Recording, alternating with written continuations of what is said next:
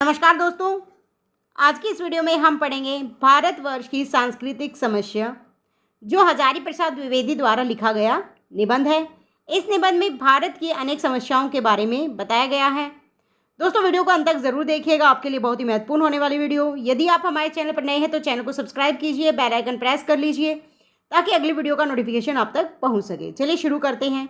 आचार्य हजारी प्रसाद द्विवेदी के अनुसार विश्व में अनेक संस्कृतियाँ प्रकट हुई, जिनमें से भारतीय संस्कृति सबसे प्राचीन है। दोस्तों, जो भारतीय संस्कृति है वो सबसे प्राचीन संस्कृति है।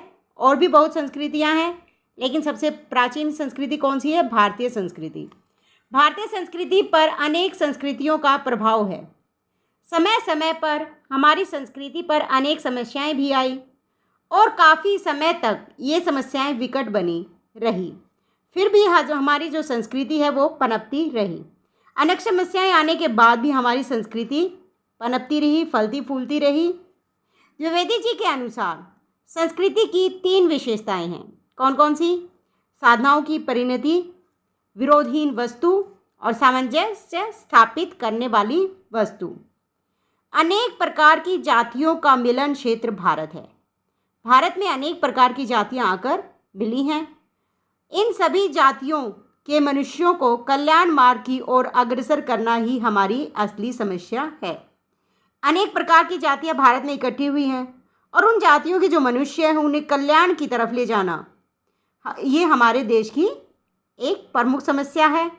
जब भारत में मुसलमान आए और वे मुस्लिम धर्म का प्रचार करने लगे, तब भारतीय समाज में विषमता फैली। द्विवेदी जी के अनुसार जब मनुष्य में व्यक्तिगत लाभ हानि की अपेक्षा सामाजिक लाभ हानि की भावना अधिक होती है मनुष्य में व्यक्तिगत लाभ हानि की अपेक्षा, तब उसे धर्म कहा जाता है। उनके अनुसार हिंदू मुसलमानों को एक करने के लिए 3 दिशाओं में कदम उठाए जा रहे हैं। एक आध्यात्मिक क्षेत्र में, दूसरा लौकिक क्षेत्र में और तीसरा विज्ञान क्षेत्र में।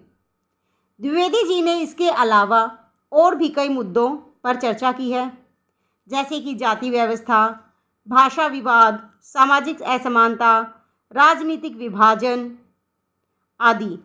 भारत में जाति व्यवस्था एक बड़ी समस्या है। इससे सामाजिक असमानता उत्पन्न होती है और भी कई समस्याएं पैदा होती हैं। जो जाति व्यवस्था है उससे समाज में असमानता तो पैदा होती ही है और भी कई समस्याएं होती हैं, लड़ाई झगड़े भी पैदा हो जाते हैं। भाषिक विवाद भी भारत में है। भारत में अनेक प्रकार की बोलियां बोली जाती हैं, सभी को अपनी भाषाएं अच्छी लगती हैं। भारत में अनेक भाषाएं हैं, इन भाषाओं को बोलने वाले आपस में भाषा को लेकर लड़ते भी हैं, जिससे उनकी एकता में फ़र्क आ जाता है। एकता का जो है वो खंडित हो जाती है, उनमें अनेक विवाद उत्पन्न होते हैं। भारत में सामाजिक असमानता भी एक मुख्य समस्या है। यह लोगों के जीवन में जाति, धर्म, लिंग आदि की असमानता के रूप में काम करती है। भारत में जो सामाजिक असमानता है वह भी हमारे समाज को तोड़ने का एक कारण है। राजनीतिक विभाजन एक प्रमुख समस्या भी है। देश में अलग अलग भागों की राजनीतिक विचारधारा में अंतर होता है, वह एकता को प्रभावित करता है।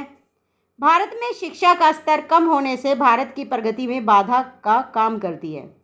यदि किसी देश में शिक्षा एजुकेशन कम होती है तो उस देश की प्रगति जो है वो बाधित हो जाती है।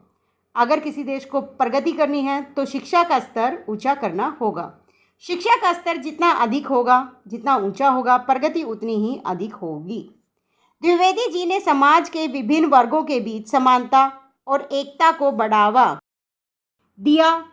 द्विवेदी जी ने भारतीय भाषाओं के बीच संघर्ष के बारे में कहा है कि भारत में भाषाओं के संघर्ष से नहीं, उनके अनुपात में संतुलन की कमी से होता है। जो विवाद होता है वह भाषाओं में आपसी संघर्ष के कारण नहीं होता, उनके अनुपात में संतुलन की कमी से होता है। वे एक ऐसे विचारक थे जो भारतीय समाज की सांस्कृतिक समस्याओं को गहराई से समझते थे। उन्होंने अपनी रचनाओं के माध्यम से इन समस्याओं को प्रकट भी किया है और इन पर सवाल भी उठाए हैं। इन्होंने लोगों को इन समस्याओं के प्रति जागरूक करने की कोशिश भी की है। दोस्तों, इस निबंध में द्विवेदी जी ने भारत की सांस्कृतिक समस्याओं के बारे में पूर्ण रूप से विचार किया है और उन्हें दूर करने की समस्याएं और हल भी बताए हैं। दोस्तों, यदि आपको वीडियो अच्छी लगी है तो लाइक शेयर ज़रूर कीजिएगा और यदि आप हमारे चैनल पर नए हैं तो चैनल को सब्सक्राइब कर लीजिए, बेल आइकन प्रेस कर लीजिए ताकि अगली वीडियो का नोटिफिकेशन आप तक पहुंच सके। धन्यवाद।